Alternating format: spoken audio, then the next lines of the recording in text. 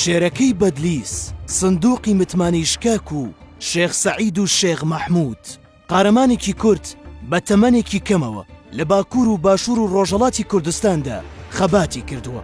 متمانە پێکراوی سمکۆی شکاک و شێخ سەعید و شێخ مەحموود بووە، هەم ڕاوێژکاری شۆڕشەکان بووە و هەم نامەبەر.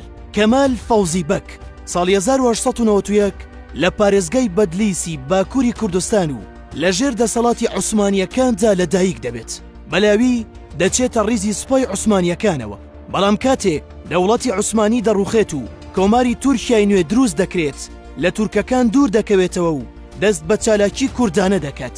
لە تورکیای نوێدا کەمال فەوزی بە شێرەکەی بەدلیس دەناسرا، پێشتر وەک مولازم بەشداری لە شەڕی باڵکداندا کرد و بریندار کراوە، دوای برینداربوونی خانەنشین دەکرێت، دواتر بەشداری جوڵانەوەی کورد دەبێت، بۆ ماوەیەک بەڕێوەبەری کۆمەڵەی هێڤی و کۆمەڵەی دلدارێن کوردستان دەکات، دواتر دەبێتە ئەندامی تەفگەری ئازادی. پاژماوەیەک دەچێتە لای شێخ مەحموود بەرزنجی و پەیوەندی خۆی لەگەڵ سمکۆی شکاک بەهێز دەکات.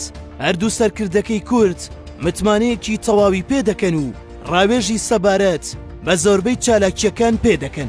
دواتر ئینگلیزەکان لە چالاکیەکانی کەمال فەوزی ئاگادار دەبنەوە و دەستگیری دەکەن، دواتر بە زیرەکی خۆی لە دەستیان هەڵدێ و دەگەڕێتەوە بۆ تورکیا، بەڵام لە ئیستانبول لەلایەن کۆماری تورکیاوە دەستگیر دەکرێ و لە 24 ئایاری ساڵی 1925دا لەگەڵ شێخ سەعیدی پیران و هاوڕێکانیدا لە سێدارە دەدرێت.